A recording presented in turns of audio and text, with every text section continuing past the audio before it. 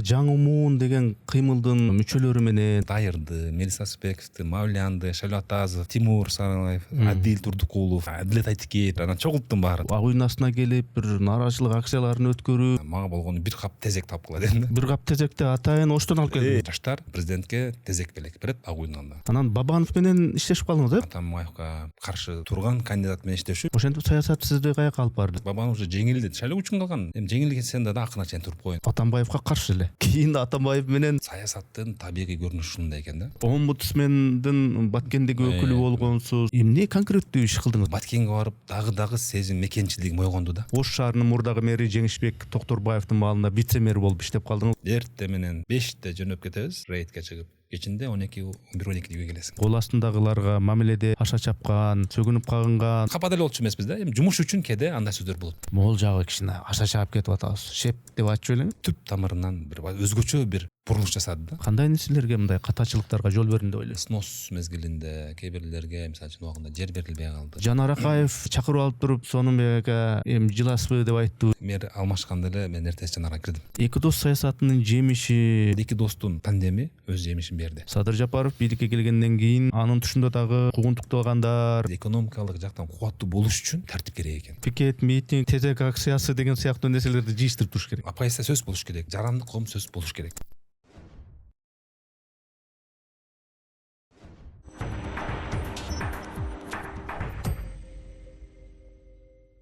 Ассаламу алейкум, арбаңыздар амансыздар урматтуу көрүүчүлөр, урматтуу катталуучулар. Биз кезектеги пикирлешүүбүздү подкастты баштайбыз. Менин аты жөнүм Эрнис Кыяз.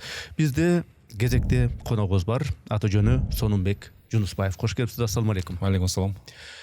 Убакыт бөлүп келип бердиңиз чоң рахмат. Мен көрүүчүлөргө тааныштыра кетейин. Сонунбек Жунусбаевди бир дары билишет, көпчүлүгү балким билишпейт. Бирок Сонунбек Жунусбаев бул ошол Ош шаарынын мурдагы мэри Жеңишбек Токторбаевдин маалында вице-мэр болуп иштеп калдыңыз. Жеңишбек Токторбаевдин учурунда вице-мэр катары көпчүлүккө белгилүүсүз. Мурда сиз Ош областтык мамлекеттик администрациясында иштеген экенсиз, мэрияда да иштегенсиз, шаардык кеңештин депутаты болгонсуз. Омбудсмендин Баткендеги өкүлү болгонсуз. Анан кийин ага чейин дагы эми бир топ маалыматтар бар экен, бирок өзүңүздүн оозуңуз менен уксак, мындай биринчи өзүңүз кыскача азын алак тааныштырып койсоңуз, эл билген, билбеген бир маалыматтардан. Мен өзүм 1985-жылы ошол Ош областынын Кара Суу районунда, Карман айылында педагогтун үйүнөн төрөлгөм. Ошол Карман айылында эле орто мектепте билим алып, андан соң Ош мамлекеттик университетинин тарых факультетин бүтүрдүм. Андан ошол тарых факультетинде бир жылга жакын мугалим болуп иштеп калдым, окууну бүтүп эле. Андан соң Ош шаардык спорт комитетинде иштеп, жөнөкөй адистен баштап, кийин обл администрацияда жетектөөчү адиске чейин иштедим. Андан кийин кайрадан Ош шаардык мэриясында жаштар комитетин негиздеп ошол жакта иштеп калдым. Шаардык кеңеште төрага болдук. Кийин өзүңүз билесиз, Апайсыда жүрүп калдык. Атамбаевдин ушунда бир 5-6 жыл. Андан кийин Баткен областында омбудсмен болуп, мен кайрадан мэрияга сунуш болуп, мэрияда МТУ башчысы болуп, анан вице-мэрликке чейин Кудайга шүгүр кызмат кылып ушу күндө келдик. Сонунбек мырза баягы жашыраак кезде, эми азыр деле мындай карып калган жоксуз дегендей, жашыраак кезде ошол Ош мамлекеттик университетинде, ошол жерде жаш лидерлер мектебин ачып, өзүңүз суз тармактарга чыгып, ошондой болуп жүргөнсүз, э? Ошондо эмне болду? Ошо жаш лидерлерди таптап чыгардыңызбы? Эми ошол 2008-жылы 5-курста болчу, Раматылык Мелис деген бир иним, максатташ иним бар болчу. Көз жаштар менен көп жолугуп, көп сүйлөшчүбүз. Эми студенттик мезгилде активист болчубуз. Анан жатаканага баралуу эле бир чоң маселе чечпесек деле чечип беребиз деле жаштар менен жолугуп сүйлөшө берчүбүз. Анан көп жаштар суроо берсе, мындай кээде суроо бергенден уялышчу кээ биркилери, же кээ биркилери оюн туура жеткире алчу эмес да. Анан ошондо көз машиналарыбыз жок, анан областной больницага чейин жөө келчүбүз. Анан ошондо кантип жаштарды туура сүйлөөнгө үйрөтөбүз, кантип мындай кыйын балдар бар экен карасак, бирок оюн туура жеткире албайт экен деген бир сөздөр болчу да. Анан бир күнү ушул лидерлер мектеби деген бир оюма, менин мындай бир адатым бар болчу, уйкум келбегенде кыялданчумун. Эмне кылсак болот? Анан бир түнкү 1-2-де лидерлер мектеби деген бир ой келди. Анан адатым бар болчу, черновикке сактап койчумун телефонго. Анан сактап койдум, бир арадан 1-2 ай өтүп бош мезгилинде карасам, лидерлер мектеби деп турат. Эске түштү жана койчу. Эмне үчүн ушун жаштарды окутсак болбойт? сиз сыяктуу ушул мезгилде ораторлор бар болчу, агалар, эжелер бар болчу. Ошолор менен жаштар жолтуруп, кичинекей сабак өткөрсөк деп бир эксперимент катары Ошкунун деңгээлин 30 баланы топтодук. Анан окуттук. Бир ай окуттук, бир айдан кийин Бишкекке жогорку кеңешке Ибрагим Жунусов депутат бар болчу. Максат ага жакын мамиле болчумун. Анан ага чалдым. Бир 30 студентим бар. Жогорку кеңеш көрсөтүп бербейсизби? Экскурсия. Анан жөнөт деп калып 3 күнгө жөнөттүм. Ишенесизби? Жанагы бир ай окуган балдар жогорку кеңештен келгенден кийин такыр өзгөрүп калды да. Сүйлөө манералары, өзүн алып жүрүүлөрү. Ошондо анан оо дедим да, эксперимент баягы көргөн иш чарабыз, долбоорубуз өзүнүн до после дегендей баягы балдар уже өзүнүн жүрүм турумдары, баскан тургандары, сүйлөө манералары, ораторлук жөнүндө ачыла түштү да, бир айда элечи. Анан ошондо ой келди, демек муну улантыш керек экен деп. Ошентип бир 12 жыл уланттык. Лидерлер мектебинен Кудайга шүгүр бүгүн 400 эсептеп көрдүк, жакында 420 баланы жүрүппүз. Арасында мына жогорку кеңеште иштеген, өкмөттө иштегендер бар. Мына Ош шаардык кеңеш төрагасы Баетов Болотко сыяктуу көп лидер балдар өсүп чыкты да. Мына как школа катары. Биздин ал жерде функциябыз ошол улуу мундар менен, ийгиликкө жеткен адамдар менен жаштар жолтуруп, ошолор менен сүйлөштүрүп, анан колдон келген теориялык лидерлик боюнча анатомиясы, лидердин башка стили деген темаларыбыз бар болчу. Окутуп, анан ишенесиң, бир жылда 40 бала окутсак, арасынан бир 7-8-10го чейин балдар чыкчу да, күчтүү балдар. Аналарды жумушка киргизип, жакшы өздөрүнүн багыттарын таап, баягы булак көрсөң бетин ачып кой дегендей эле ошол жаштындай нар жагында бар. Чындап айылдан келген күчтүү кыздар, балдар бар болчу да. Болгон ошолорго туура жол көрсөтүп, ошолундай агаларыңар бар. Эгерде жакшы жүрсөң ушуну агаңдай болосуң, жаман жүрсөң мондой болосуң деп ак караны колдон келишинче үйрөттүк. Ошондо 420 баланын арасынан бир 100дөн ашуун бала Кудайга шүгүр өзүн көрсөттү. Долбоор азыр убактылуу 2 жылдан бери мен баягы вице-мэр болуп калгандан кийин токтоп калды. Кудай буйрса пландары бар. Жакында дагы баштайбыз. Анан кийин Сонунбек Жунусбаев десе эмне элестейт? Сиз ушу Бишкекте жана жаңы муун деген кыймылдын мүчөлөрү менен мынау Дайырбек Орунбеков азыр президенттин пресс катчысы болуп жүрөт. Анан Мавлян Аскарбеков, Адил Турдукулов, Мелис Аспеков азыр камакта болуш керек. Анан бир топ ошо балдар менен чогуу ак үйдүн астына келип, бир нааразычылык акцияларын өткөрүп, акыйкатты талап кылып ошондой топтода жүрдүңүз, Биз ошол мезгилде мен шаардык кеңештин депутаты бар болчу, 2013 жыл болсо керек. Шаардык кеңештин биз баягы эми активист болуп, элге жакын жүрөбүз да. Анан ошол мезгилде бир 3 ай шаарда, Ош шаарында газ өчүп калды. Өзбекстан газды бербей койду да. Анан элдер сен активисттелден го, сен шаардык кеңештин депутатысың го, айтпайсыңбы, бийликке жеткирбейсиңби, эмне отура беребизби, газ жок деп баштады. Анан бир күнү интернет булактарын карап отурсам, Атамбаев ошондо 2008-2009 жылы Бакиевке сын айткан экен да. Баягы Бакиев ошол жылы быйыл кыш эми оор келет, эл журт отун тезегиңерди жыйнагыла деп мындай образды сүйлөсө, Бакиев бизди тезек дердирип калды деп аябай шылдап сүйлөгөн экен да. Бирок тагдырдын тамашасы менен өзү президент болду кийин. Анан Ош шаары чындап тезек жагып калды да. Анан ой келди, газ жок, тезек. Анан Тезекпром деген бир акция ой келди. Анда мен бул Бишкекте таанычу эмесмин. Бир экөөнү таанычумун. Анан ошо Оштогу инелерим чогулттум. Эми ал мезгилде апайсыз, анан жаш балдар силерге мындай катуу тийип койбосун, силер барбайсыңар. Мен өзүм барам. Мага болгону бир кап тезек таап кыла дедим да. Анан мен өзүм шаарга жакын турам да. Анан үйгө айттым, балдар барат, бир кап тезек берип койгула. Ойлоп туралар, эми жайлоо барат. Аларга да айткан эмесмин, эмне болот. Анан бир күн келдим, бир күн мурун өзүм. Анан ошол Дайырды, Мелис Аспековду, Мавлянды, Шайлатазов, Тимур Саралаев, Адил Турдукулов, Адилет Айтыкеев бүт бар. Ошол мезгилде мен сыяктуу мындай Фейсбуктан көрүп жүргөн балдар болчу, баягы активисттер. Анан чогулттум баарын. Ошо Мелистин үйү болчу. Чокморов айылды. Биз тамашалашып койбуз, Чокморов протоколду депчи. Сиз бир кап тезекти атайын Оштон алып келдиңиз. Мен ал балдар, мен самолеттен учтум, ал балдар машина менен салды. Анан балдар чогулттум, балдар дедим. Мен ушундай Ошто газ жок. Ош чындап аксакалдар, жаш балдар кыйналып атат. Мага эртең тилектеш, максатташ болуп жанында туруп бергиле. Эртең мен Атамбаевка аудиогор белек, тезек белек берем дедим. Түшүнүшпөйт. Анан бир күн мурун Азаттыкка айтып койдум. Эртең жаштар президентке тезек белек берет ак үйдүн. Тезек орус журналисттер что такое тезек дейт. Тезек түшүнбөгөндөр бар экен да. Анан эртең көрөсүңөр. Анан эртең мен тосуп алдык. Таксиде келди. Анан балдар менен сүйлөштүм. Анан баягы гүл белекке берген прозрачный пакеттер болот, анан тезектерди салдык баары сонун мындай президент капыл болбосун деп мындай белек даярдап анан ак үйдүн алдына жөнөдүк. Анан барсак журналисттер ошончо, милиция ошончо бизди сүйлөтпөстөн эле колдо тезектерди жуулуп сүзүрө баштады да. Анан ошол мезгилде ой келип кетти, баарыбыз кучакташып туруп алайлы. Анан ошондо 10 бала 15 бала монтип кучакташып алдык да, сүрөтү да жүрөт. Анан ошол жерде сүйлөгөнгө бир 2-3 мүнөттүк убакыт болду мендечи. Анан ошол урматтуу журналисттер, бул акциянын максаты мындай. Биз Ош шаарында тезек жагып калдык. 3-4 айдан бери кабар алган эч ким жок. Ош шаарында газ жок. Элдер кадимкидей бийик кабаттуу үйлөрдө алдыларына очок жагып калды.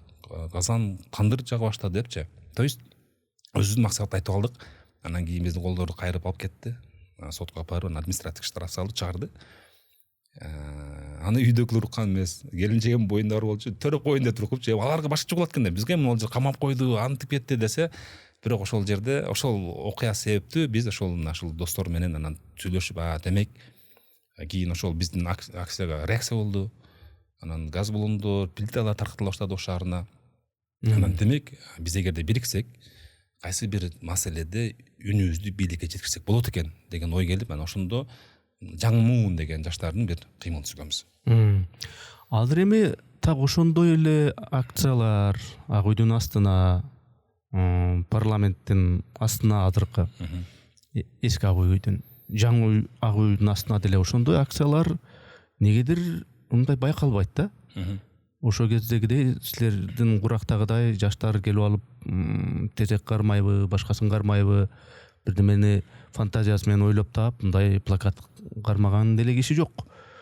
Демек бул жагынан маселе шайма-шай чечилди дешке болобу же андай кылыштан айбыгып коркуп атышабы же кандай деп ойлойсуз? Балким ар кандай себеп болушу мүмкүн. Бирок мен жаштар менен Ош шаарда көп жолугам да. Бирок менин мындай ошол мезгилде бизде 2005-жылдаркы студенттербиз да. Ошондой бир активист болуп, биз ар түрдүү маселелерге оң же терс пикирлерди билдирчүбүз. Албетте митинг аркылуу эмес, дискуссияларды, дебаттарды өткөрчүбүз, мындай жабык эмелердечи. Балким бул жерде жаштардын деле ошол эле мезгилде ошончолук активдүүлүк эместир, же кайсы бир деңгээлде ал маселе чечилгендир да. Бул азыркы жаштардын деңгээлине, жаштардын кыймыл аракетине байланыштуу деп ойлойм да. Мелис Аспеков азыр камакта, Мавлян Аскарбеков канча 2 айга камакка убактылуу чечим болду окшойт аны дагы. Дайырбек болсо тиги Ак үйдө президенттин пресс катчысы мындай байланышып ой деп турасыңарбы же ал мамилелер ошо менен ал этап бүттү? Мен мамлекет кызматка кеттим, дагы ар ким өз тармагы менен кетти. Мавлян менен деле бир 10 күн мурун мага жазган. Чара жасайм жолугайлы деп, бирок чын айтсам 5-6 жылдан бери аны менен көрө элекмин, жолуга элекмин. Анан эмне максатта жазды билбей калдым. Макул Бишкекке барсам байланышам деген, бирок убакыт болбой калды. Бирок негизинен мындай телефондо акыбал адилет Айтекеев менен жакында жолугуп сүйлөшүп калдым.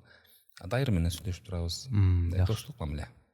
Ошентип баягы жаш лидерлер мектеби деп ачтыңыз, жана андай саясий акцияларга жаш курч мезгилде катыштыңыз дегендей. Ошентип саясат сизди каяка алып барды? Сиз анан Бабанов менен иштешип калдыңыз, Бабанов президенттикке койгондо ал анын командасында иштедиңиз. Ошол баягы бизде Мапайса жүрүп калдык. Атамбаев мен Апайсы болуп бир 5-6 жыл ошондой мезгилде Атамбаевга каршы турган кандидат менен иштешүү менин биринчи критерийлерим болуп калды. Анан ошол мезгилде Сооронбай Жээнбеков менен Бабанов чыгып калды.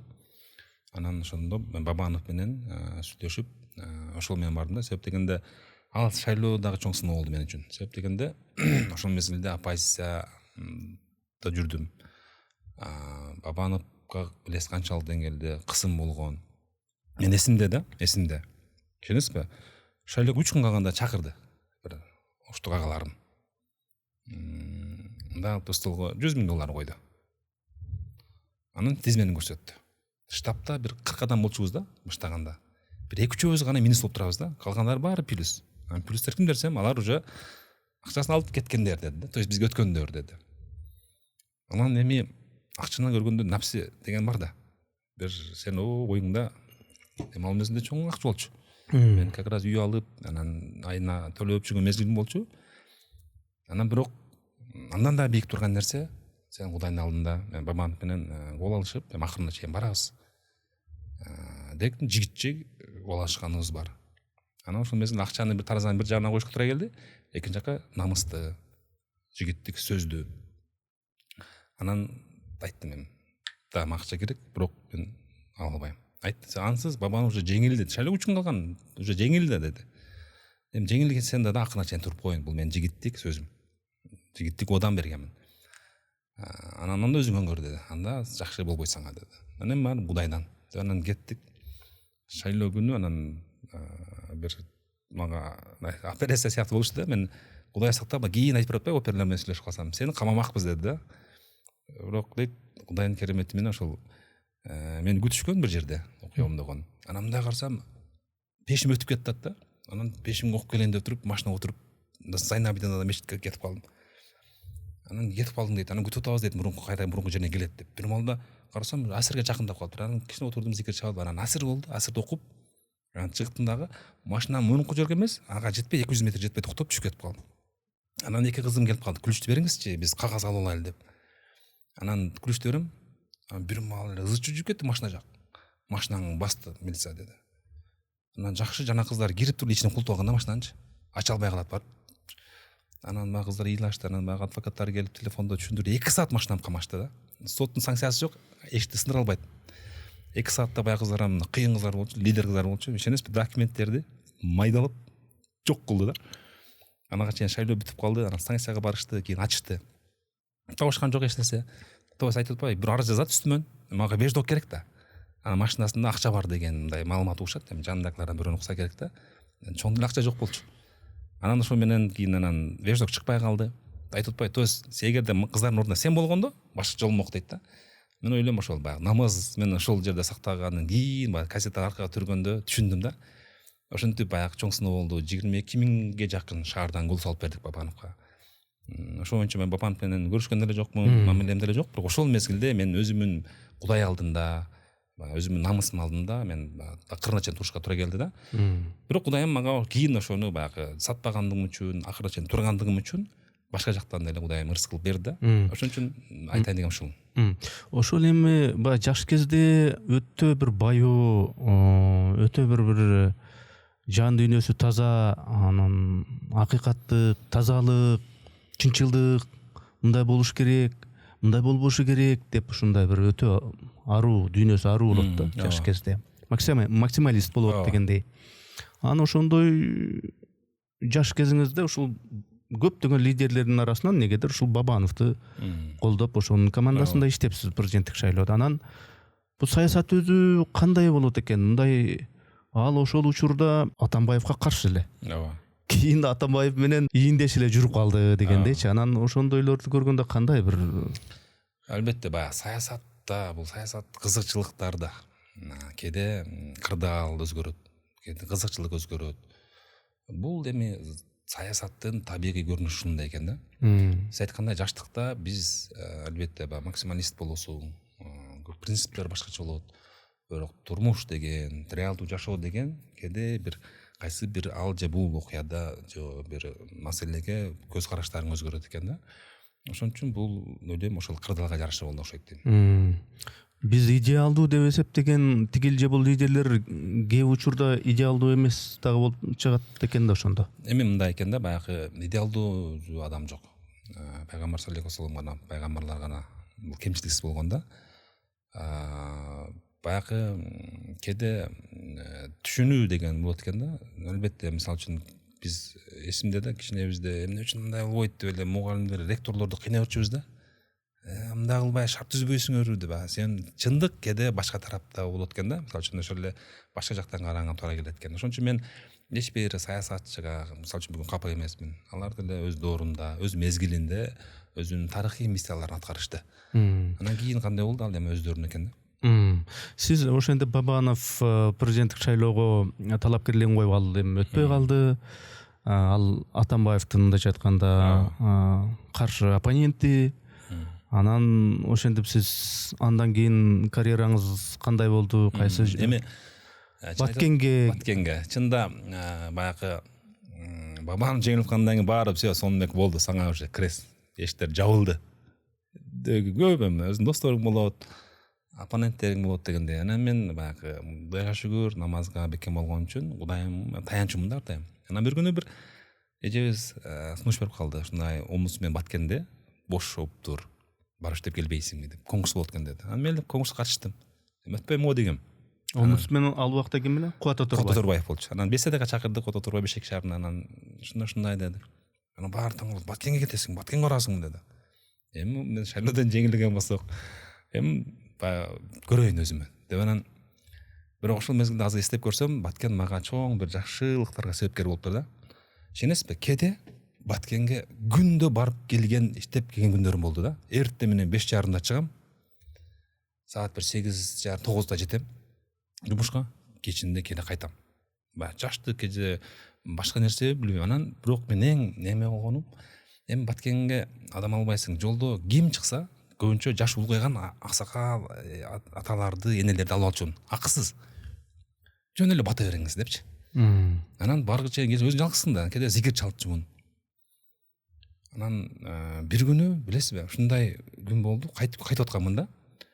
Бир аксакал, аппак аксакал, нурдуу киши тосуп калды. Анан балам жолго таштап койчу деди, бирок ичкерирээк киресиң деди. Мен жолума тескерираак да. Мени бата берсеңиз макул деп алдымдагы анан сүйлөшүп кеттим. Анан ошол аксакал мага бир сөз айтты да. Мен зикирлерим бар болчу, бирок ошол зикирди ошол мезгилде айтчу эмес экенмин. Балам, астагфируллах алазимди көп айтып жүр деди да. Анан макул ата деп анан таштадым. Анан таштасам жоголуп калды. Анан да таң калды. Мен үчүн табышмактуу киши болуп калды кишичи. Ошол зикирден кошуп баштадым зикирлеримечи. Ишенесизби? Баягы зикир жабылган эшиктер ачат деген ошондо мен өз жашоомдо көрдүм да. Арадан бир 10-15 күн өтпөй жумада Раматылык Кушбак Тезекбаев деген агаз бар болчу. Кара сулук. Соке дешим, Соке эмне кылып жүрөсүң деп калды. Анан мен Баткенде иштеп атам десем, деп калды. Анан бир ай өтпөдү, бир күнү түнү чалат, досум менен кафеде отурсам. Соке каяктасың деп калды. Каяка ошто болчумун? Оштомун десем, аз Сооронбай Жээнбековден чыктым деди. Сен айттың деди. Сокени чакырттырганда. Анан мен үчүн чындап күтүлбөгөн бул эшик болду да. Азыр сен айттың, биз бул жанакы билесизби? Биз 2010-жылы ОБС-ге каршы чыкканбыз, аябай жаштар. Анан ОБС-ге каршы чыгып, Ош шаарына киргизбей койгонбуз. Ошондо Сооронбай Жээнбеков мени таанып калган да, кирип Сооронбайке Роза Отунбай менен жолуштурган. Кайткыла депчи. Жумуштар сунуш беришкен, анан жок, биз ОБС-ге киргизбейбиз деп катты турганмын да, ошондо таанышып калганбыз. Анан Раматыл Тезекбаев күлүп айтты. Билесизби, биз Сооронбек деген бизди аябай ушунда кыйнаган десе, ал жигит акта жүрөт, ал иштеп турган жигит. Десе, Баткенге сүргүн айда бериптир дептир. Гүл тамаш сүйлөшчү да. Анан Эрнест деген жардамчысы болуп барчу, анан ошого дайындады дейт. Эртең сени чакырат Ош шаарынын мэри деди. Мен ишенбей эле калдым. Мен эми ачык бул кишиге каршы жүрсөм, жөн иштебей мен азаттыктарга каршы интервью берчүмүн да.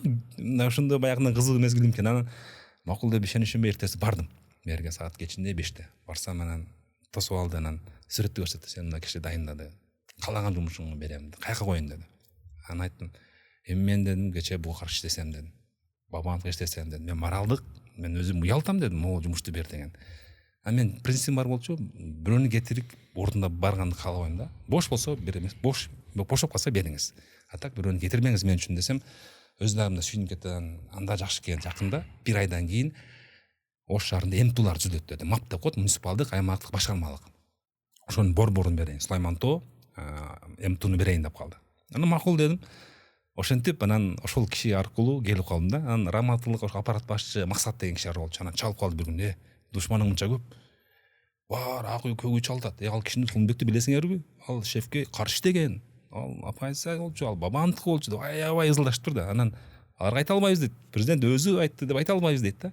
То есть айтайын дегеним, карасаңыз, зикирдин ошондо мен мындай улуулугуна таң калгам да. Омбудсмендин ошол Баткендеги өкүлү иштедим да. Өкүлү болуп 9 ай иштепсиз Баткендечи. Анан мына жерде 2018-жылы 5-июнда Facebook'ка жарыялаган постуңуз бар экен. Мамлекеттик деңгээлде жетекчи болом деген жаштарды Баткенге келип иштөөгө чакырам. Жок дегенде 5 ай Кыргызстан мекенди сүйүү Баткенден башталат экен деп жазыпсыз да пост. Анан эми негизи конкреттүү суроо. Жанагы көңүлгө кайып болуп көргөн абышка зикир чалуу, зикирдин пайдасы эми анда талаш жок. Бирок ошол 9 ай ичинде сиз эмне конкреттүү иш кылдыңыз, эмне пайда келтирдиңиз мындай конкреттүү?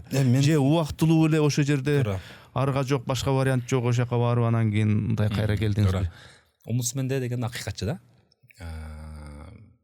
Баткен мен үчүн мурун биз Ош областында жүрүп билчү эмеспиз да.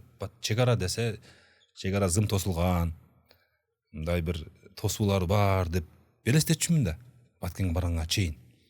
Ошол мезгилде Тажикстан менен окуялар эрең-серең болуп жаткан мезгилдер. Анан көп маалыматтарды уга баштадым. Баткенде чек арада жашаган кээ бир кыргыз жарандар үйлөрүн Баткен тажикстандыктарга сатып кете баштагандыктарын уга баштадык да, маалыматтарды. Анан ошол мезгилде кээ бир окуялар болуп жатты чек арада.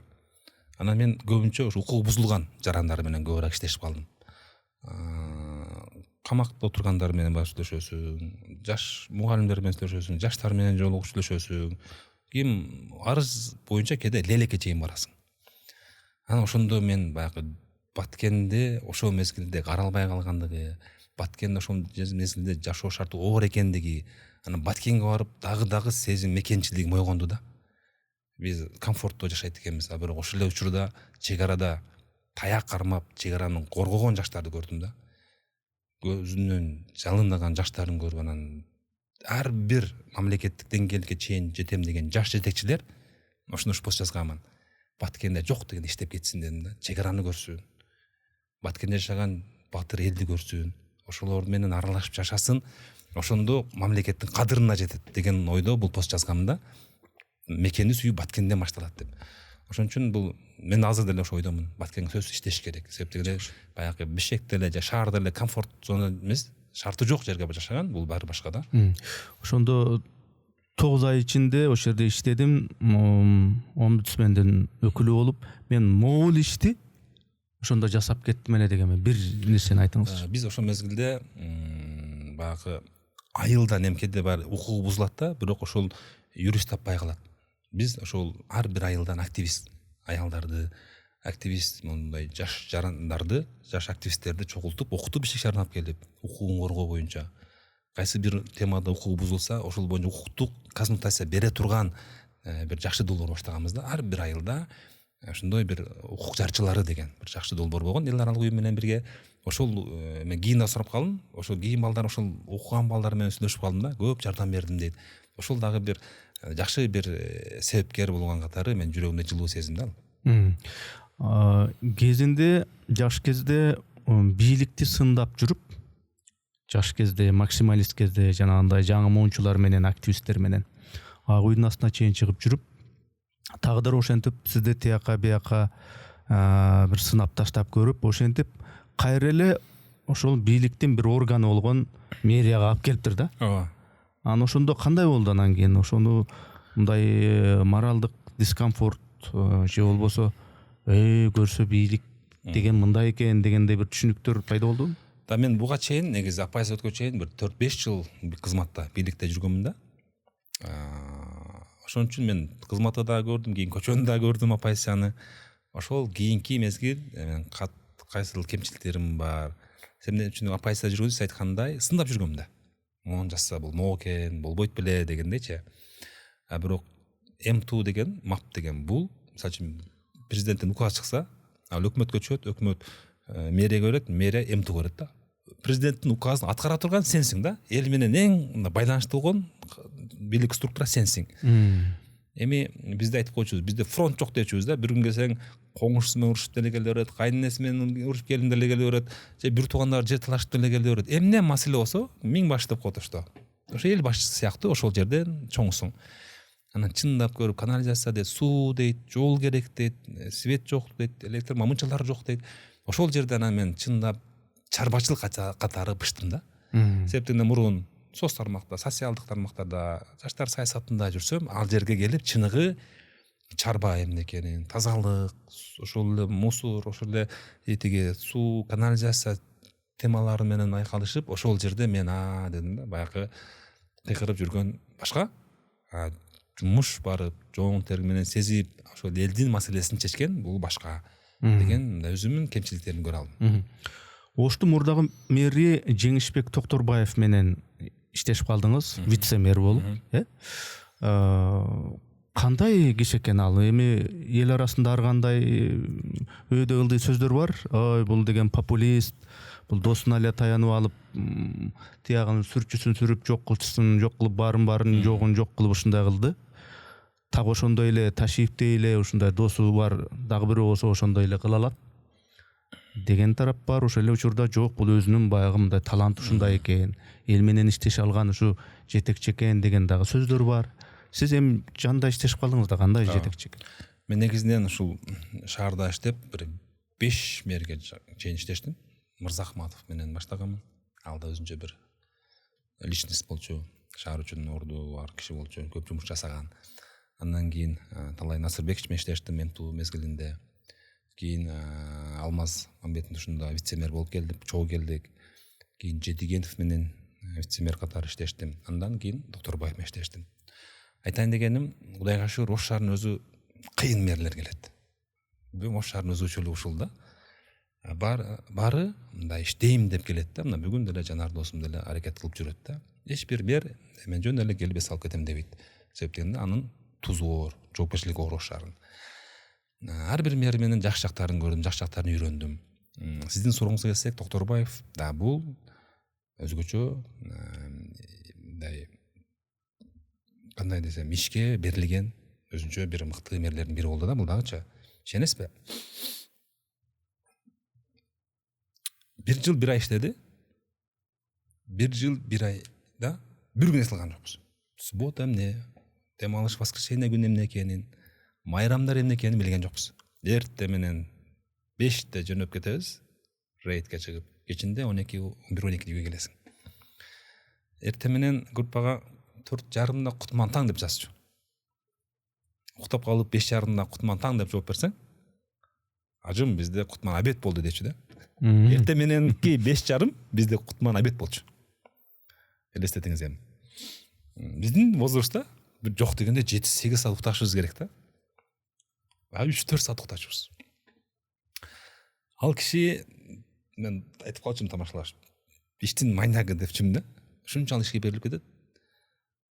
Кеде ишенесиз, 1 айлык иштерди 1 күндө бүтүргөн убакыт күндөр болду да. Аны өзү таң калып жазса болот экен деп күлүп калчубуз да. Эми бул албетте кемчилик жактары да бар. Аша чапкан жактары да бар да. Эми кемчиликсиз адам болбойт. Бирок жалпылап айтканда, мен Ош шаарынын эли жалган айтырбайт. Кеч жакында президентибиз Садыр Жапаров дагы айтты да. Жакшы жумуштар да көп. Себеп дегенде Ош шаарын чында барып көрсөңүз болот да. Жаңы жолдор ачылды. Түп тамырынан бир өзгөчө бир бурулуш жасады да. Элдер снос эмне экенин, мыйзамсыз курулуш эмне экенин билип калды. Иштөө тактикасы өзгөрттү да. Күнүнө ишенесиз, 30 000 шаг басып койчубуз. 30 000 шаг. Анан бирок ушул учурда билесизби, ден соолукка бир аз зыян болот экен. Эми мен тамашалаш айтып калчумун, 5 жылдык өмүрүбүздү 1 жылда кетирдик депчи. Иштен качып кетсек деген, кетип калсакпы деген ойлор да келчү да. Ушунчалык нагрузка көп болчу да. Талап көп болчу. Анын жакшы жактары дагы бирок баягы эл үчүн коюн чыдап коелу. Шаардыктар үчүн, элдикке калат, шаарыбызга калат деп анан чыдап бири-бирибизди колдоп кармап иштешкен күндөр өттү. Азыр ошол видео интернетте барбы жок билбейм. Ошондой рейдтердин бир учурунда гана Сонунбек деп издеп калып, анан кийин алды сиз Багымдаттан бир аз Багымдат окуйм деп анан кечип келген окшойсуз. Анан кийин сизде бир тил дегенби бир жайы бар. Багымдатты мына биз деле окудук. Эртерээк келбейсиңби деп. Мен айтайын дегеним, мындай ушу жеке мамиледе, кол астындагыларга мамиледе кандай бир кээ бир аша чапкан, сөгүнүп кагынган, бир оройраак тийген мандемдер да болчу эле. Ошол рейдтеги окуя боюнча көп кечип келди деп ойлоп калыптыр да. Негизи рейдте болчумун. Рейд бүтүшүнө бир 150 метр, 200 метр калган болчу да. Ак тилектен кругка кетип атканбыз. Анан мындай карасам мага тиешелүү маселе бүтүп калды. Анан рейд бүтөйүн деп калды. 5 мүнөт калды. Анан мындай карасам жамаат Багымдат башталып калыптыр. Ак тилек мечитинде. Анан доп сурап эле кирип кеттим мен, бүтөт да депчи. Анан киргенде каша издеп калыптыр да. Кана депчи. Арада Багымдат кирип кетти азыр десе, анан чыкканда жана окуя. Анан эми башында да ал кишини түшүнбөй жүрдүм чындапчы. Тилдешкен, урушкан күндөр деле болду. Бирок биз эми эркек балабыз, көчөдө көп жүрөсүң, какыс кугу сөгүш менен болот да. Ал сөздөр таасир этпейт деле болчу бизге, ачык айтканда. Мындай айтайын деген капа деле болчу эмеспиз да. Эми жумуш үчүн кеде андай сөздөр болот. себептен чарбада болот да, бирок эми кээде ашырган жигиттерде болот. Эми бирок ал кичинекей 5 мүнөт болчу. Кайра эле кийин кечирим сурап, эми кечирип коюш, мындай болуп калды, өзүң мындай болуп койдуң да дегендей бир мындай темалар болчу да. То есть биздин урушуубуз бир 5 мүнөткө жетчү эмес да. Эми жашы улуу киши, анын үстүндө мэр, силер болсо анын кол астындагы мамлекеттик кызматкерсиңер, бирок иниси эмессиңер. Ооба. Тууган эмессиңер. Анан балким айтканга акысы бардыр дегендей, урушканга акысы бардыр дегендей иш үчүн талаш жок. Бирок эми мамлекеттик бир кызматкер катары, вице-мэр катары ошо элдин көзүнчө эмес, видеокамералардын көзүнчө эмес, өзүнчө калганда мындай бир өзүңүздүн дагы ой пикириңизди айтып элеңиз. Могул жагына албетте снос катуу кетип атат. Сонун кетип атат. Могул жагы кичине аша чаап кетип атабыз. Шеп деп айтып элеңиз. Эми да андай сөздөр болчу. Кээде да айтып атпаймынбы, артыкчылык жактары жана кемчилик жактары депчи. Сөзсүз кээде ал же бул маселеде айтчубуз да. Балким кийин ал өзү деле жыйынтык чыгаргандыр ал маселелер боюнча. Кээде баягы адам иш кызып калганда, башка болгондо көрбөй каласың көп кемчиликтериңизчи. Тем более баары мактап атканда адамсың да кээде көзүңө көрүнбөй калат да. Билесизби, мен ушуну көп байкайм.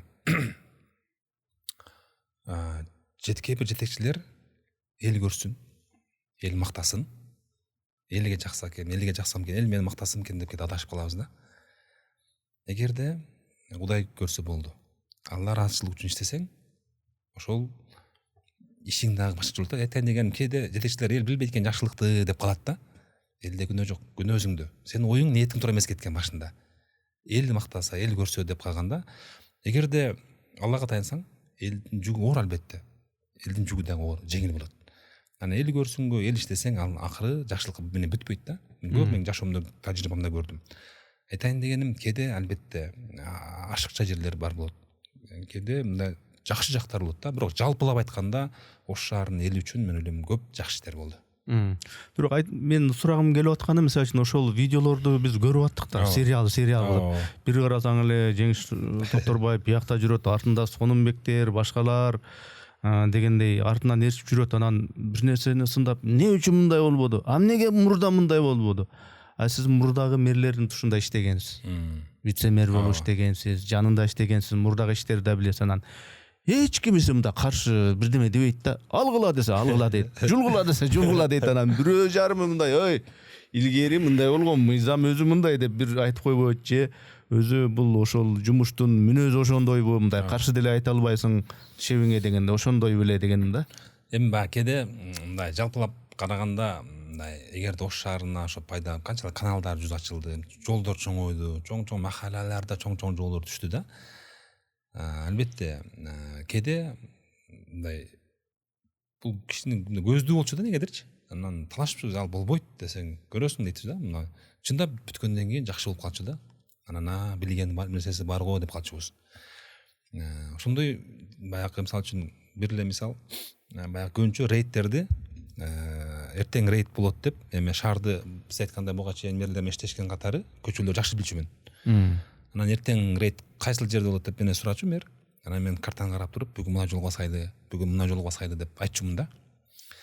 Анан группага кечинде жазчумун, эртең рейд Курман Жандаткага Алиева кесилишинде башталат деп. Анан группага жазчумун.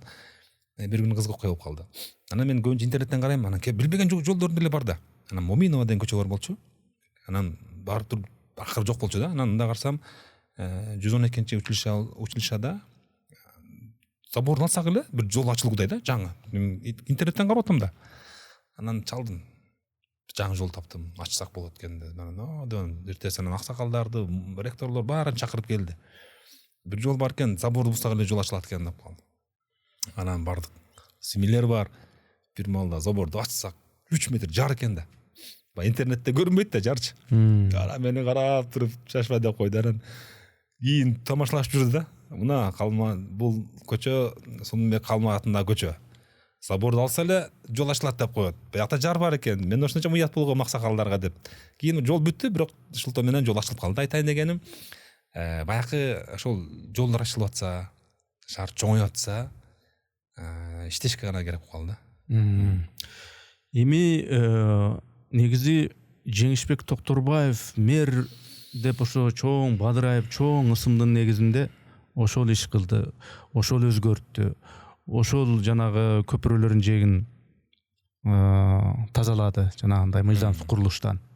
Бирөөнө жагабы, бирөөнө жакпайбы, катуу бир батыл кадамдар менен ошентти деген сөздөр бүгүнгүгө чейин бар. Бирок ошол эле учурда анча-мынча өзүнүн тааныш билишинин, өзүнүн классташтарынын, өзүнүн жакындарынын, санаалаштарынын бир жайларына тийбей койгон, балким өзүнүн кафе мафиясы болсо тийбей эле башкалардыкын ала берген мандемдер болгон жокпу? Мен билгенден андай көргөн жокмун. Мен негизинен мен чарба тарамакты карачумун. Ошол эле таза суу, водоканал, теги тазалык, транспорт сыяктуу курулуш тармагында мен деталдуу кээ бир сностор боюнча маалыматым жок, бирок негизинен көпчүлүк алынды. Мен күбө катары келет эле кээде достору бирок турачу селкин тийбей койсом, анда эл нааразы болот. Демек жанагы интернетте жүрөт ушул такпы, тастыкталганбы мен айта албайм ал жагын, бирок жүрөт. Ушул Жеңиш Токторбаев өзүнүн ошол бир объекттин ошо суунун үстүндөгү. Бул Жалал-Абадта. Бул баягы Жалал Абад шаарында өзүнүн гостиницасы, мен Адлет чыгарды коем, ошол чыгарды окшойт. Ошо Жалал Абадта, Ош шаарындагы эмес. Жалал Абадтагы болсо деле, бирок суунун үстүндө. Ошондо мен ошону көрүп калдым. Сууга жакын экен. Суунун үстүндө кафеси турат кадимкидей эле. Бирок ал суу мындай жалпы стандарт боюнча силердин баягы бул суунун үстүндө негизи бир дегеле бир нерсе тоскоол боло турган бир объект болбош керек деген логика менен карасак, ал Ошто болобу, Жалал Абадта болбош керек дегендейчи.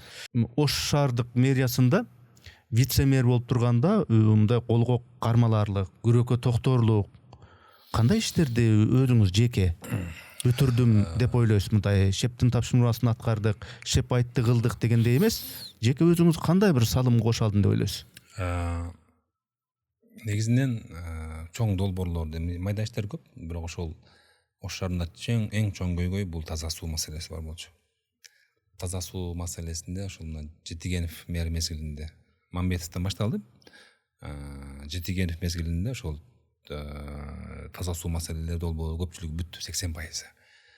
Мен эсимде да, ошол жаңы келип анан мага 3 ай срок берген. 3 айда моунчо скважина казбасаң, жумуштан кетесиң депчи. Ошондой катыш иштегенбиз да, эсимде ошолчу. Кийин резервуарларды курдук. Ошол Кудайга шүгүр, Ош шаарынын 80% суусунун чечилишине чоң себепкер болдук. Азыр дагы акыркы этабы жүрүп атат, чоң 2-4 километр суу тартылып келатат. Андан сырткары Ош шаарында эң чоң көйгөй бул жакында да ачыкта жапалаттыктар, мусор полигон, таштанды полигон жыттанып күйүп жатчу да. Ошонун үстүн жаптык, бүтөйнөп калды. Анан чоң Кытай инвесторлору менен мусор күйгүзүп, ошондон электр энергиясын чыгаруучу чоң завод алып келдик. Ал дагы ушу биз баштап, андан кийин жумуштан кеттик. Транспорт тармагында автобустарды алып келдик. Эң чоң ишим дагы мен Кудайга шүгүр себепкер кылган. Ош шаарынын бак дарактарын жаңыладык. Дээрлик 80%. Ошол мезгилде экологдор аябай ызы чыгышты. Туура эмес, кылтасыңар деп. Кудайга шүгүр бүгүн өздөрү ыраазы. Чоң аябай жакшы дарактарды чоң көчөлөргө эктик. Мен билгенде эле бир 10 миңден ашуун дарак эктик. Ошол чоң долбоорлорубуз Кудайга шүгүр. Жеңишбек Токторбаевдин кылган ишин алкагандар да бар. Жакшы болду, көп нерселерди шатыр-шутур этип эле жакшы жасап койду деген да бар. Ошол эле учурда нааразылар да бар. Ооба. Мун кандай, ким жооп берет буга дегендер да бар. Анан ошого жеке баягы мен мэрди өзүнө коелу ал маселени, бирок жеке сиз өзүңүз аткаруучу катары, тапшырманы аткаруучу катары кандай нерселерге мындай катачылыктарга жол бердим деп ойлойсуз? Кээде баягы жумуш бат бүтсүн, батыраак убактан утурбайлы деп шашып, документи жок же документ параллелдүү түрдө жасаган учурлар болот да. Ошол учурда снос мезгилинде кээ бирлерге мисалы үчүн убагында жер берилбей калды, кээ бирлерине убагында үлгүрбөй калдык, акчалар берилбей калды да. Ошолорду баары моралдык жоопкерчиликке тартасың. Мен мисалы үчүн ошол мезгилде айтып атпайт, Токторбаевдин кемчилиги депчи. Ошол жанакы убакыт жоктугунан кийин болот деп жасабай калган жумуштардын азабын кийин тарттык да. Нааразы болгондор болду. Ишкерлер мисалы ачык айтыш керек да, бул айтып атпаймынбы, кемчилик жактарыбыз ошол жактар болду. Албетте жумуш үчүн кээде барасың, бирок баары бир ишкердин укугу деген бар. Мен өзүм дагы кичине ишкерлик кылабыз. Түшүнөсүң да, жоон терин менен сезесиң. канчалык чыгым көп болот, ошолорду караганда ошол жакта бир аз кемчиликтерибиз болду. Азыр эми Сонунбек мырза мамлекеттик кызматта эмессиз. Эми мындай саясий суроо берсем деле боло берсе керек, саясатты деле айтсаңыз боло берсе керек. Себеби мамлекеттик кызматкер эмессиз да. Мына эми ошо элде айтыла жүргөн термин менен эле айталы, эки дос саясаты. Эки дос саясатынын жемиши өлкөнүн келечеги үчүн кандай болду деп ойлойсуз? Көбүрөөк пайдалуу болдубу же келечек үчүн көбүрөөк зыяны көбүрөөк болуп калдыбы? Мен жеке мамилем бул көбүрөөк Садыр Жапаров менен болгондо, Садыр Жапаров ошо адашпасам мен апайса жүргөндө 2015-2016 жылдары чет өлкөдө жүргөндө скайп менен чалчу. Видео менен эле сүйлөшө берчү. Садыр Жапаров чалып анан ошондо айтчу. Көрөсүң, мен президент болом. Могу өзгөртөм деп айтчу да. Анан эми биз баягы жаш апайса жүргөн мезгилибиз анан буюрса деп жакшы тилектерин айтчу. Бирок Кудайым ошол тилектерин менен президент болду да. Ачык айтыш керек. Бул келгенде көп жакка өзгөрдү. Эки достун тандеми ачык айтыш керек. Кыргызстанга өтө жакшы жемишин берди. Өзүңүздөр билесиз, баягы туура эмес жакка кетип аткан корабльди бургандай эле болушту буларчы. Булар тарыхый бир чоң миссия аткарышты. Мен айтпадымбы, жанакы падышалык, мисалы үчүн вице-мэрлик же башка болуп калышы мүмкүн, бирок падышалык мен билем бул точно 100% Кудайдын буйругу менен болот да. Анан мен жанакы айтпадымбы, Сооронбай Жээнбековду, Садыр Жапаровду, кече жакында Садыр Жапаров бир интервью берди го, бир баланы түрмөдөн чыгарып коюп алып вертолет менен учуп, анан кече Айда Саленова айтпады, бул кечиримдүү киши экен депчи. Мен президенттер Алла Таалага жаккан бир сапаты билем айкөлдү. Кечиримдүү адамды Алла Таала ажоо кылат экен да. Мисалы үчүн мен баягы Сооронбай Жээнбековго каршы жүргөм, айкөлдүгү менен карасаңыз, мени болсо мен каршы жүргөн жигитти мындай алып келип кызмат коюп атат да. Айтайын дегеним, ажоо болуш бул Алланын буйругу да. Мен аракет кылбайсыңбы, бирок Алла тагдырыңа жазбаса, ал болбошуң анык. Ошон үчүн айтайын дегеним, бул эки достун тандеми өз жемишин берди. Кайсы бир деңгээлде баягындай схемалуу коррупция, ошол эле кылмыштуулук, башка жактарына булар түп тамырынан бери мындай бурушту да. Бул жагын белгилеп коюш керек. Сиздин Facebook баракчаңыздагы 2017 жылдын 26 мартындагы постуңуз жазган. А кезде Садыр Жапаров куугунтукталып жүргөн кез болчу. Сиз мынтип жазыпсыз.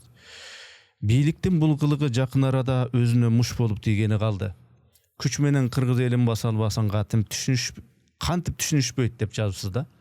Мына Садыр Жапаров бийликке келгенине 5 жылдан ашты.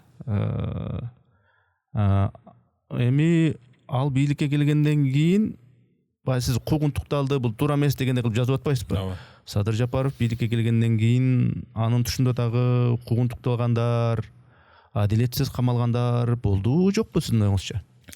Мен ошол биз жаңы конституция өзгөртүп, президенттик шайлоо болуп, анан конституция өзгөрбөдүбү? Президенттик башкарып өтпөдүкпү? Ошондо Өзбекстанга өтүп калдым. Өтүп кетсем, чегарачы айтып калды. Кыргызстан эми өнүгөсүңөр деди да. Неге десем, бизден мурун парламенттик башкаруу, партиялар, акимдерге чейин бөлүп алган болгон да. Бир адам жоопкерчилик албастан. Бирок кийин ошол баягы чечимдер, президенттик башкарууда чечимдер баткал алынат. Мисалы үчүн ошондой нерселер жактары бар да. Эми мисалы үчүн азыр мен инвесторлор менен иштештим, жеке ишкер катары мына 3 айдан бери Кудайга шүгүр иштештим. Жеке инвесторлор биринчи критерий бул стабилдүүлүк экен да. Анан келгиле мына 15 жылдык акчаңыз чыгат десем, жок, бизге 15 жылдык айтпа дейт да. Бизде 2-3 жылда акча чыгара турганын айткан. Потому что биз билебиз дейт да. Ошон үчүн айтайын дегеним, бүгүнкү күндө биз кээде адам укугунан, бир жеке адамдын укугунан жалпы улуттун укугу бийик турат да.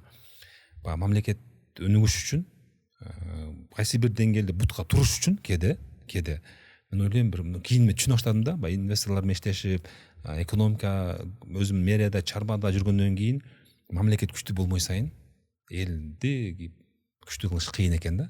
Ошон үчүн мисалы үчүн мурун биз Өзбекстандын эли ким калды, мамлекет бай болгон менен деп өзү сурачубуз да. Бирок мына мамлекет Өзбекстанга карасаңыз, канчалаган алдыңкы мамлекетке кирди.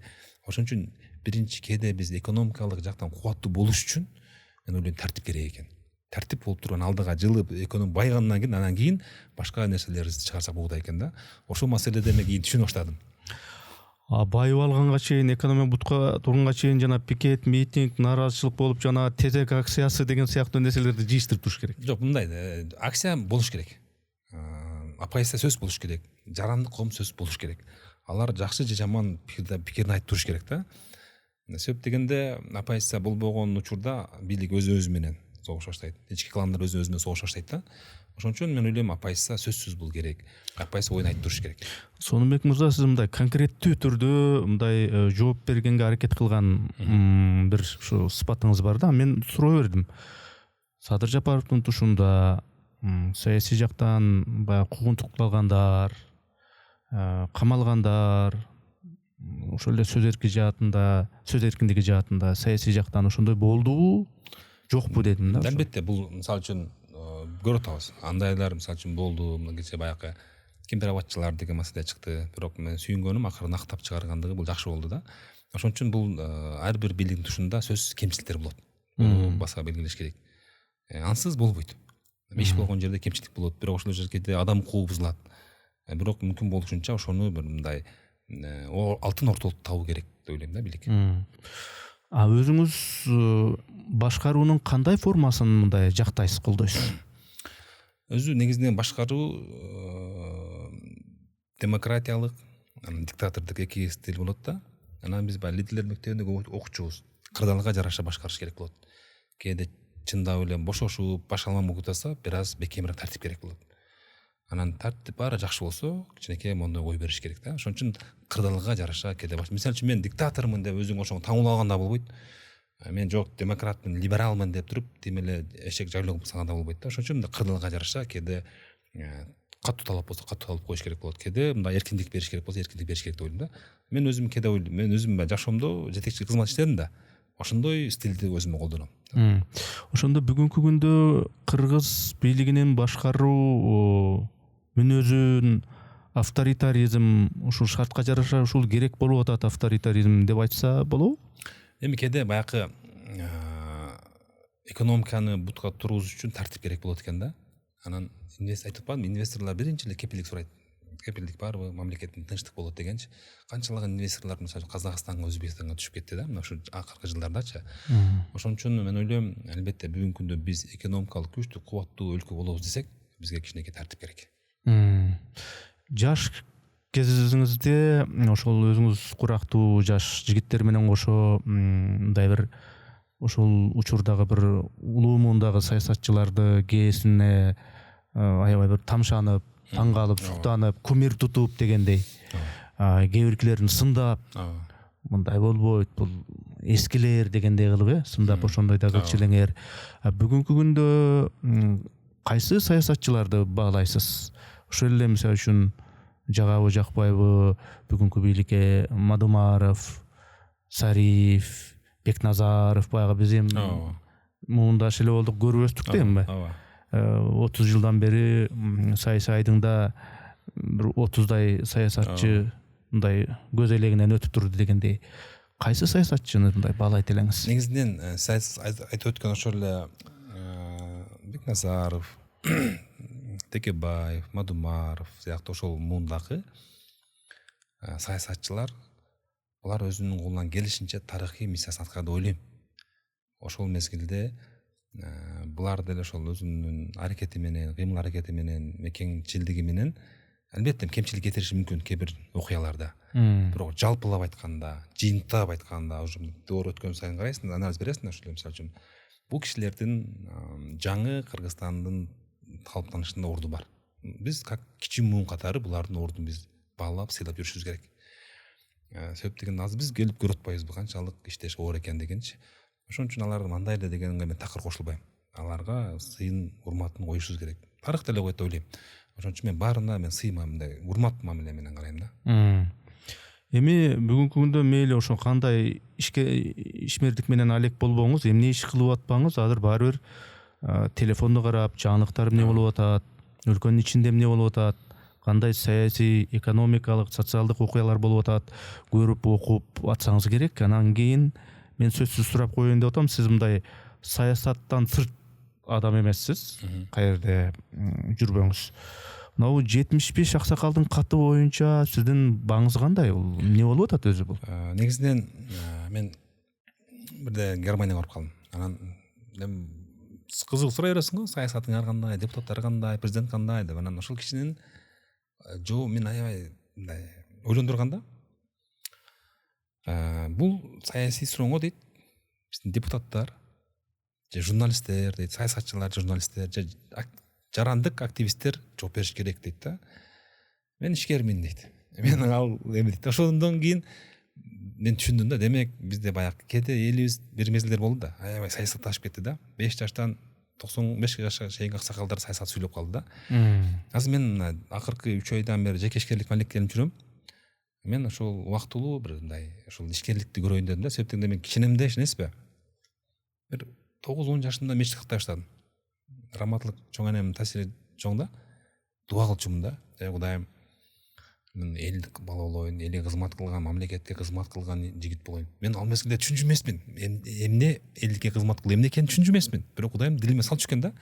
Кудайым тилегимди берип 20 жылга жакын мына ушул күнгө чейин иштеп келдим. Азыр эми дуамды бир аз өзгөрттүм. Кудайым, өзүм үчүн бир 5-6 ай болсо да иштейин депчи. То есть ишкерликте кеткенден кийин мен ушул саясаттан чындап мындай алыстадым да азыр убактылуу. Ошо айтайын дегеним бул сурооңузга. Бизде жакшы болмок, эгерде баары эле бүгүн комментарий өтпөйбү? Буну саясатчылар же журналисттер же жарандык активисттер талкууласа, бул эле окуя эмес. Саясаттычы ар ким мисалы үчүн илим ишин кылыш керек, бизнесмен бизнес ишин кылыш керек деп ойлойм да. Ошондо мен ойлойм, мисалы мен Кытайга бардым да, көп барам азыркы. Ишенесизби, саат 10-до мен биринчи Чанша деген шаарына бардым, 15 миллион эл бар деди. 10-до эч ким жок да. Мен ойлодум, чындап 15 миллион адам жашайбы? Ооба, эртең көрөсүң дейт. Анан бир 2-3 күндөн майрам чыгып калды. Ошондо көрдүм да. Айтайын дегеним, биз Ошто Арамаски деген бар, ондон кийин Арамаски элде көбөйөт. Семейный кафелерибиз бар. Ондон кийин барсаңыз эл толо. Мен ойлойм, бүгүн биз ишкерликке кайтышыбыз керек деп ойлойм. Албетте завод, фабрикалар керек ан үчүн. Бирок кичинекей болсо дагы биз баягы өзүбүздү мындай эл дагы кээде мындай өзүбүздү көп ашыкча нерседен тыйып. Мен кечээ бир тойго бардым, көптөн бара элем. 10-до бүттү, укмуш сон болду да. Өзүң да эс алып калат экенсиң. Айтайын дегеним, ошон үчүн бул суроолорго мен оюмча саясатчылар талкуулаган менче жакшыраак деп ойлойм да. Ошондо мен 75 аксакал маселеси боюнча пикириңизди сурадым. Сиз мындай актагы көктагы деп едиңиз, бирок жооп берип койдуңуз да. Жооп бердиңиз. Бирок мен жооп деле алган жокмун, бирок башка нерселерди айттыңыз. Ошондо сиз бүгүнкү күндө ишкердик менен алектенип атыпсыз. Ошол ишкердигимди билейин, саясатты ошол саясатчылар, журналисттер айтсын деген пикирде турбайсызбы? Мынау кызматтан кетүү кандай болду? Эми бул баары бир вице-мэрлик деген деле оңой кызмат эмес. Анан ич ачышуу болду. Жанар Акаев мэр чакырып алып туруп, Сонунбек эми жыласызбы деп айттыбы же кандай формада болду бул? Ишенесизби, мен өмүрүмдө ойлогон эмесмин да, ошо жумуштан кеткенде мынчалык сүйүнөм деп эмес, сүйүнөм депчи. Ошол Токторбаев кетти. Ага чейин өзүм мен кетсемби деген жакын досторум айта баштагам, кетсемби деп, эс алсамбы депчи. Себеп дегенде чындап баягы нагрузка аябай көп болчу да. Анан мэр алмашканда эле мен эртеси Жанарга кирдим. Жанар ошол күнү экен. Мен командаң бар, билем. Түшүнөм. Мага жооп берсең мен кетейин депчи. Анан анда өзүң бир жак тартып бер деп, башка служба берейин деп калды. Кичине дем алып турайын депчи. Ишенесизби, мэриядан кетип атам, үстүмөн бир жүк түшкөндөй да. Мэриядан алыстаган сайынча 10 күн уктадым ошо иштен кеткенден кийинчи. Себептен баягы 1 жыл 1 ай уктабай иштегенде ден соолукка кээде баягы баары таасирин берет экен. Анан кийин азыр эми билип атам да, ошончолук катуу иштеп, өзүң аябай иштегенден кийин чарчаган мен эмес өзүм. Ошон үчүн менде такыр ич ачуу болгон жок. Мамлекеттик кызматта турганда эми ошо вице-мэрлик болобу, башка кызмат болобу, мамлекеттен айлык алып иштеп жүрдүңүз. Ошол айлык менен бала чакаңызды, үй бүлөңүздү багып аттыңыз. Азыр эми кызматтан кеттиңиз. Азыр бала чаканы багуу, тиричилик кылуу жагы эмне менен жүрүп атат ошондо? Мен киченемде бир окуяны айтып бергим келет да. Мен 7 кыз 1 уулмуз да, жалгыз уулмун. Анан алдымда 4 эжем бар болчу. Ошо мезгилде мен 9-класс болсом керек эле. 4 эжем билесизби, 2 жылда турмушка чыгып кетип калды. Жазда бирөө, күздө бирөө, жазда бирөө, күздө. То есть 2 жылда 4 эжем турмушка чыгып, турмуштун баары мойнума түшүп калды. ошо тиричилик, талаа иштери, мал багуу деген ошол эч эсимен кетпейт да. Бир жылы 1 гектарга сабыз эктим. Ишенесизби? 1 жыл талаада жаттым. Күн түн азыркы Докторбаевдин рейд ошондо болгон экен деп калам да. Уктабайт элем. Бизде суу кара сууда суу талаш. Сууну бойлойсуң, кетменди кучактап арыкта жатасың. Анан билесизби? Эң оор жумуш бул сабиз да. Сабиздин түшүгү көп. Отойсуң 3 жолу, агызасың, кышында казыйсың, күздүн ноябрда. Анан орого саласың. 10 тонна сабиз таптым ошол жылычы. Анан Кудайдын буйругу менен ишенесиз, ошол жылы сабиз бир 30 тыйын болуп калды да. Өзүн апарып сатсаң, актабай калды. Мен жаш баламын, эсесиз, 10 класстагы баламын. Мен ошону ыйлаганым эсимде да. Сабиздин башына бардым. Ородо турат, кар турат. Сабиздер дедим, мен жаш баламын да. Менден ыраазы болгула. Мен силерге ыраазымын деп ыйлагамын да. 1 жылдык эмкем кетти. 1 жылды кыйналдым, суукта калдым, ач калдым, ток калдым. Сабизди сатам деп санамда байып жүрөм. Бирок сабиз банкрот болдум да. Жашоомдо эң чоң банкрот ошол болду. Бирок Кудайга шүгүр, Кудайым ошондо мени сынап, мындай бышырган экен эмгекечи. Кудайым 10 тонна сабизин эселеп берди кийин мага. Анан ошондо мен жыйынтык чыгардым да, баланы эмгекке ар дайым үйрөтүш керек экен депчи. Ошондо баягы ишкерлик, дыйканчылык, айыл чарбага быштым. Азыр өзүмүн вице-мэр болгонго чейин эле ишкерликтерим бар болчу. Келинчегим медик, жеке бир клиника ачкан болчубуз. Азыр дагы ошол экинчи клиниканы ачканбыз. Ошол менен жеке ишкерлер, азыр инвесторлор менен курулуш тармагында иштештим. Кудайга шүгүр. Мэрияда ошол чоң кызматтардын биринде турдуңуз, эми мэриянын алкагы менен карасак, мэриянын масштабы менен карасак, вице-мэр болдуңуз. Бир эле жолу эмес, көп мэрдин тушунда вице-мэр болупсуз. Ошол шанстан, мүмкүнчүлүктөн пайдаланып алып, кандай бир оокат мүлк ашырып алмай, кандай бир участок, бир соода павильон коюп койгонго, же бир бизнесмен досторуңуз бардыр, ошолорго бир жер тилкесин бөлүп берүүгө ортоктош болуп дегендей, ошондой мүмкүнчүлүктөрдөн мындай пайдаландыңызбы? Мен Мырзахматтын бир сөзүн эсимде күлө берем да. Сонунбектин ордунда болгондо мен киргем да, жаштар камп түзөлү депчи. Сонунбектин ордунда болгондо мен жаштар камп деп эмес, бир 5 соток жер сурайт болчумун деп күлүп калчу да. Бирок мен өзүм да таң калам, ушул жыл иштеп 1 соток жер алып алыптын шаарданчы өзүмө. Ушунча алба берилип иштегеним же балким башка президенттерим бар билбейм. Ыдырыс Исахов да бир сындап чыгарбады YouTube депчи. Наоборот, мен 300 000 сомдук имаратты 500 000 сомго Докторбай айтып калды. Сонунбек акча керек шаарга. Мына клиника жөн турат экен, ал деди да. Анан мен ошол мезгилде мурунку иштеген кишини таанычумун. Анан баргам. Аты Айдаров болчу. Маликпи? Мына имаратты мага зордо берип атат. 300 000 сомдукту 500 000 сомго берип атат айына. 1 жылда 6 миллион сомго берип атат. Мен сага 300 000 сом алып берем. Мен вице-мэр болгон үчүн мага ошол кымбат келип атат мындай. Сен эми шаарга жардам бер деген ташым болуп калды. Десем жана киши албайм, мындай деди. Ошол жерин как раз келинче эмне кылдасыз деп жазган экен, акең менен отурам деп тарткан видеом бар экен да. Аны кийин ыдырыс чыгаргандан кийин таап алдык. Бул көз ишенбейт болчу да, кийин ошо видеону чыгаргандан кийин ишенди да. Көп ата Сонунбек тартып алды, басып алды, жулуп алды деген сөз чыгып кетпеди. Аны ыдырыска да көрсөттүм, ыдырыс мына дедим. Мага айтып атпайбы, бул көрсөткөн жок дейт. Кийин ыдырысты ал киши кийин ыдырысты алдаптыр да. Аны айттым, ыдырыс, кеп тарых үчүн айтып койлу. Ошол кишиге айттым, мен бүгүн болсо мен берем дедим. Ачканга чейин алдан өткөнмүн, алыңыз деп. Азырам даярмын дедим да. Алыңыз деп. Себеп дегенде айына 500 000 сом. Налог менен, коммуналдык төлөм менен айына 1 миллион сом төлөйм мамлекетке. 12 миллион сом 1 жылда. Бул ошол 4 километр жол, балким 4 километр тротуар, канчалык адамдын пособиясы да.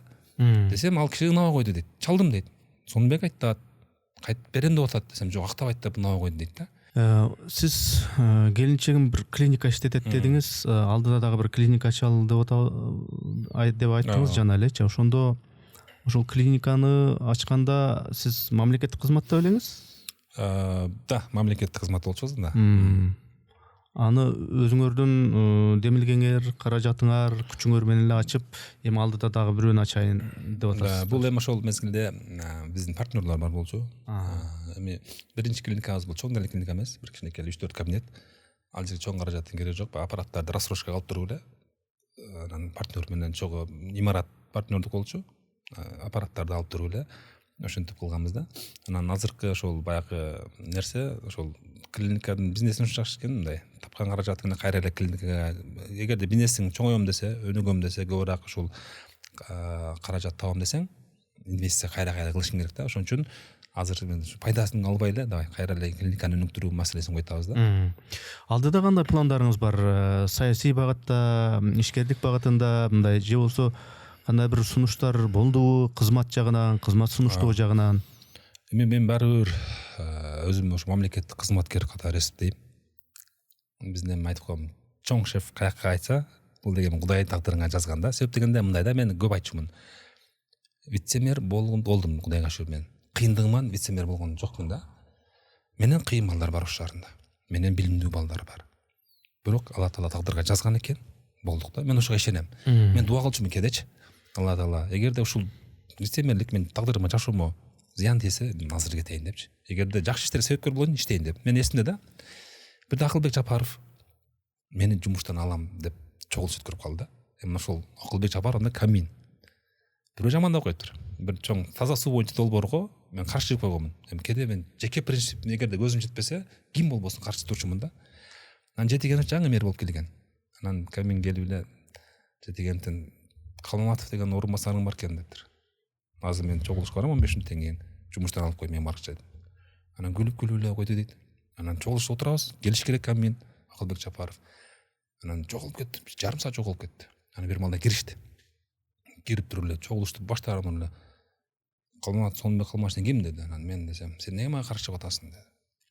Мен түшүнбөй калдым, кандай каршы чыгып атам, сен эмне мындай деди. Анан түшүндүм маселеге кеткенин. Анан ичимден айттым, Кудай дедим, бул тагдырга азыр кетсем мен азыр. Бирок дедим да, анан турдум дагы как раз презентациям бар болчу. Эмне үчүн каршы чыккандыгымды. Бул долбоорду кылсак, алар сунуштаган долбоорду сунуштасак, эмне болушун бүт барын деталь түшүндүрүп бердим да. Бирок ошондо мен Акылбек Жапаровго баа бергим, таң калгандай. Оштукчудан таң бергеним, ишенесизби? Чогулушта отурганда көзүнөн байкадым да, мен жөнүндө ой өзгөргөндүгүн. Ошол жерде өзгөрдү да. Ушундай эле дегендей. Болсо ошол күнү иштен алам деп келген. Эми ал мезгилде каминдин билесиз канчалык күчү бар экендигин. Бирок Кудайга шүгүр ошол жерде мен оюмду жеткире алдым. Ошол жерде ал киши ой өзгөрдү да. Мындай эле акырында уксаңбы балам деп мындай тамаша кылып сүйлөгөндө мен түшүндүм да маселеничи. Айтайын дегеним ошон үчүн Куранда деле бар да, эгерде Алла Таала сага бир жакшылык жөнөтсө, дүйнө эли каршысы дагы ал сага тоскоол болбойт. Эгерде жамандык жөнөтсө, аны тоскоол болбойт депчи. Ошон сыңарындай тагдырга эмне жазылган келечекте мен ишенем. Балки мамлекеттик кызматты кайсыдыр. Бирок азыр убактылуу. Жок дегенде күзгө чейин баштаган жумуштарым бар. Жеке ишкерлик боюнча инвесторлор менен ошону бүтүрүп алсам деген ойдо жүрөм. Эми биздин ушул маекти жыйынтыктоочу суроо. Сиз мына жаш кезде ушул жаш лидерлер мектебин ачып, ошол университеттин базасында, андан кийин жанагындай жаш жигиттерге санаалаш, саясий санаалаштыра кошулуп алып, жанагындай ак уйдун астында акцияларга чыгып жүрүп, пикеттерге чыгып, анан кийин ар кандай ушул мамлекеттик кызматтарда иштеп, ал жакты да көрүп, бул жакты да көрүп, анан эми ушул Жеңиш Токторбаев менен иштештиңиз, жумушта плюстар, минустар болду. Силер бар кезде, силер кызматтан ошол кеткенден кийинки кезде сөздөр дагы ар кандай болду дегендей. Анан өзүңүз мына намаз окуйм деп, анан хадистерден, анча-мынча ушу Курандагы аяттардан мисал келтирип атасыз. Эми мен ошонун баарына бир эле тема коет элем да. Сонунбек Жунусбаев акыйкатты издеп жүрүптүр депчи. Ошондо акыйкатты мындай таптыңызбы? Же дагы эле издеп жүрөсүзбү? Атам өткөндөн кийин атам ордуна айылга мечитке эртең менен багымдыкка барыштадым да. 3 айга жете элек. Мен мурун деле 5 мал окуучумун, бирок багымдыкты үйдө окуп алчумун. Мечитке эмес. Ишенесизби? Лайфхак деп коет го. Жашооңдогу ийгилигиң, сен издеген чындык, сен издеген акыйкатка жетишиң үчүн эртең менен мечитке, жамаатка байланыш керек экен да.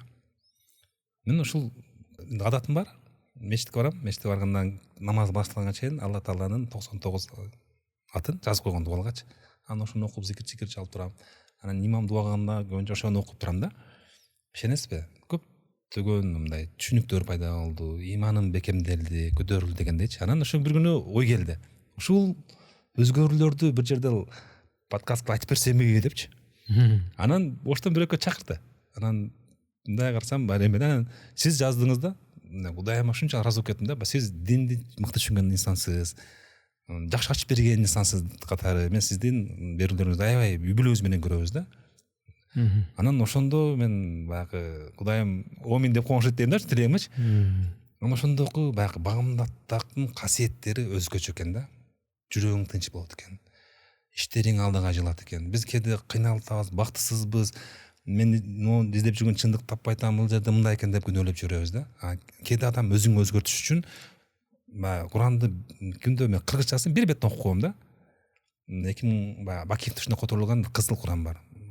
Алиге жакшы бир которулган, ошондо түшүнүктүү которулган. Ошол жерде бир аят мага таасир этти да. Жазып турайм, кыргызчасын айтайын. Каттык мындай суусу жок, таштак жерде өскөн дарак менен борпоң, жакшынакай суусу бар жерде өскөн дарактын айырмасы бар го деп Алла Таала кайрылтат да. Мен айтканым кылсаң, мен айтканым кылган пенде, могул борпоң жумшак өсөт, тез өсө турган жердеги дарак. Мен айтканым кылбай турган пенде, могул таштак, суусу жок, каттык жерде өскөн дарак сыяктуу, курап өскөн дарактуу деген сөз аябай таасир этти да. Демек өзүдү Алланын айтканын кылсак чындык табат экенбиз. Алланын айтканын кылсак ошол жанакындай борпоң топуракта оңой өсөт экенбиз да. Ушул сөздөрдү мен да эми чоңдорго айта албайм, жаш ууларга, жаштарга, өзүм теңдүүлөргө кайрылгым келет да.